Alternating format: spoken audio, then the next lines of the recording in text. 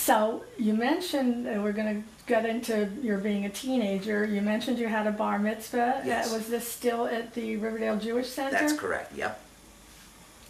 And did, I assume you invited all your extended family who could come. What about children, other kids your age? My mother was very sure to invite as many friends of mine as we could. At that time, it was almost unheard of to have like one of the bar mitzvahs they have now, you know, with a pile of kids. But I really did have a pile of kids at my bar mitzvah. My mother found that very important, you know, so I was able to invite all my friends. And, you know, as well as kids I didn't like that much who were, you know, part of the family or friends of close family and stuff like that. You know, it's kind of close-knit that way.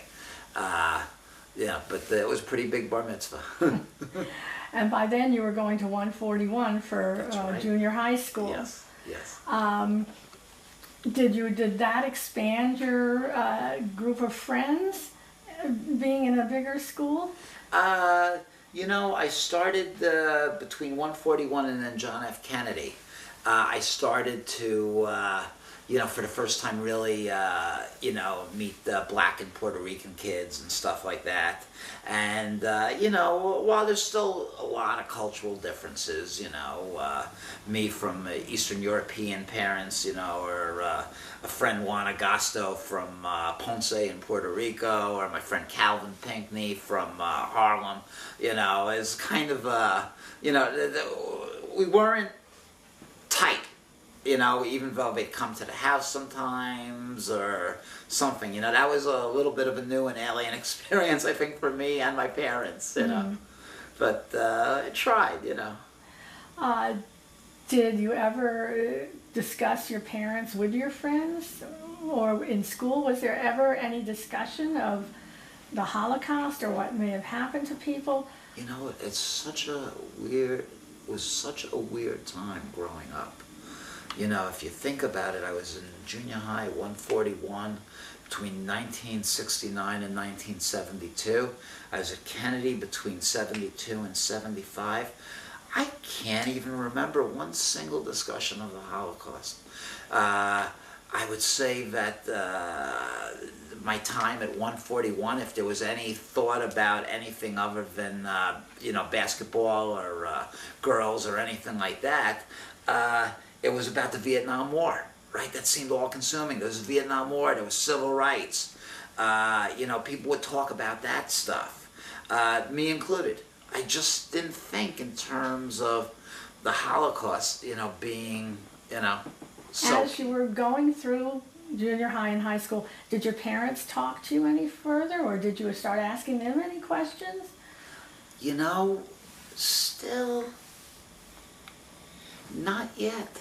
You know, really, you know, I mean, they would tell me a little more. They started to tell me stories.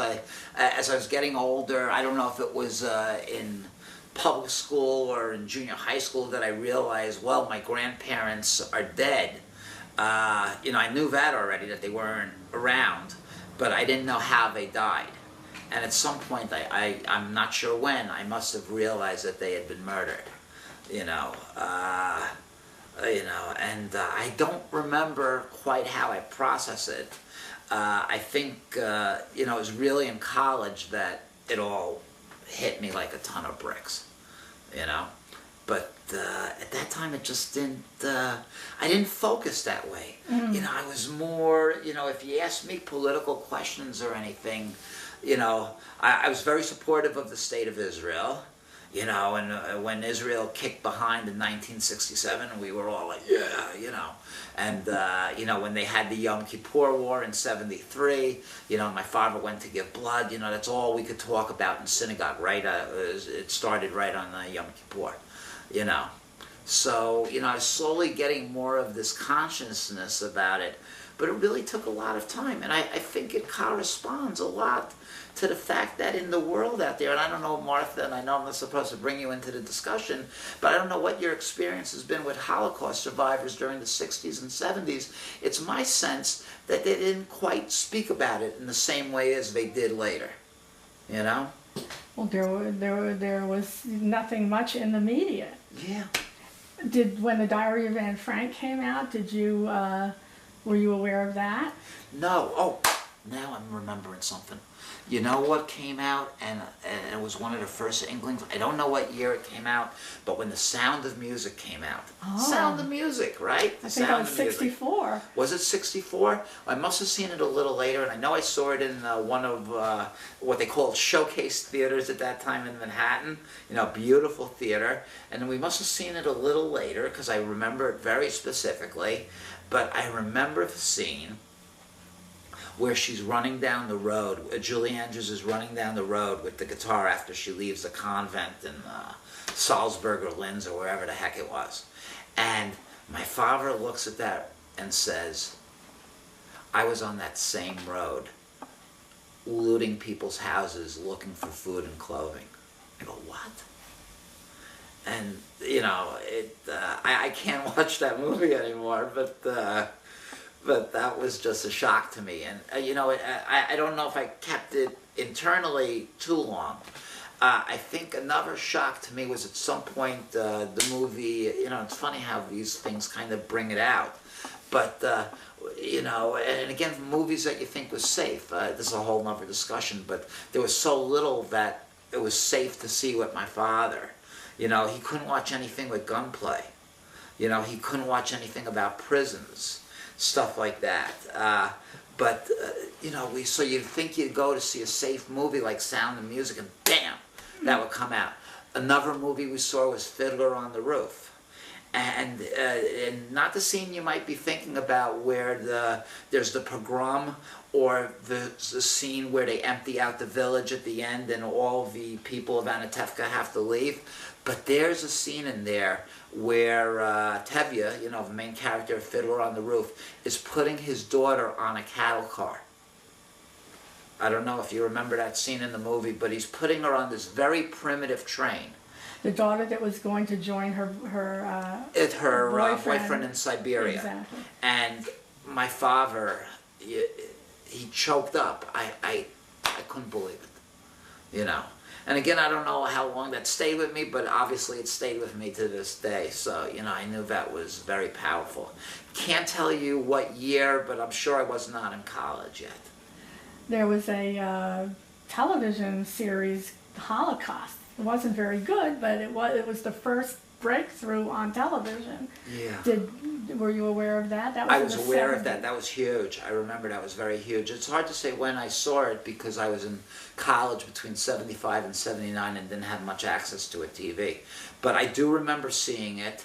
I remember, you know, just being tortured. I couldn't wait for the scene where they showed resistance. I just couldn't stand it. It kept getting worse and worse and worse. But my father would never watch something like that. He would never bring himself to watch something like that. It would be torture for him.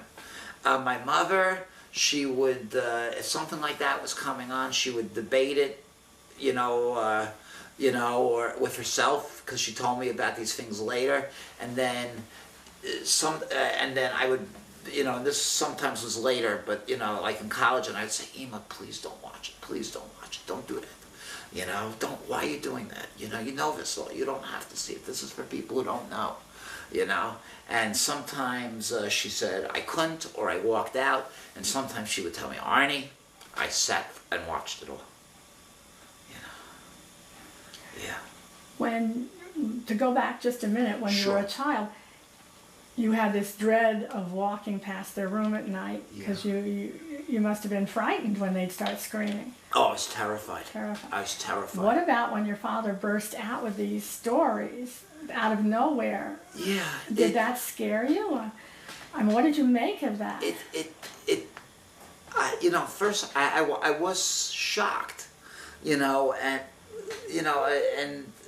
even sitting there at the table, even if it didn't stay with me, there was kind of both an anticipation and a dread in hearing what he would say.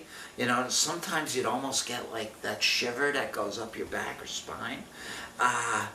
You know, and you know, again, he'd say things that were so out of any context that we were dealing with. but these terrible things. And he'd always make it clear that this happened to him. Yes, yes, it was always about him.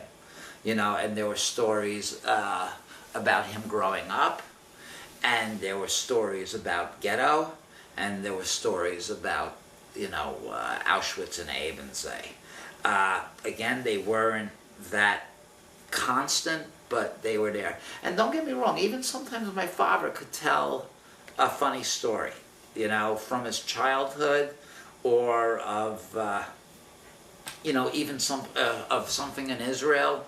You know, so occasionally there was a funny story too. He also spoke of some of his experiences in Israel, you know, in the military there and on kibbutz, you know, some funny stories. But usually his were more difficult. And again, my mother, she would, you know, at other times she would tell me stories again about her growing up. She would sing me Romanian folk songs and other things like that, you know. And that you like to hear, I her love that. stories. Yeah, I like to hear her stories, you know, of her growing up, you know, of, you know, this boy who liked her, or, you know, the trouble she got into with her friend, you know, how she was mischievous, you know. I love those stories. Did they tell you about your grandparents, the people who were gone? Yes, you know, they told me some things about them, you know, mostly, you know, that, you know, from my father, that, you know, his parents were already very old. He was among the second youngest of 9, so they were already in their 70s, you know, when he was in his early 20s, but, you know, how they were just very, very poor. You know, but he did tell me some things, that his father was a tailor and very devout.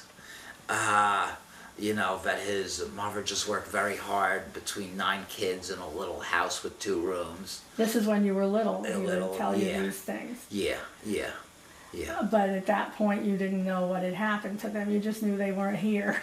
Yeah, exactly. They were dead, yeah, but yeah. They were dead, sure. And I wasn't sure.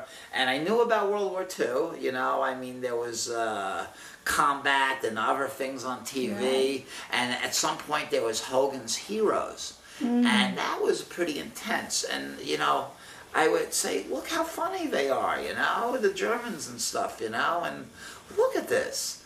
And you know, my father just, you know.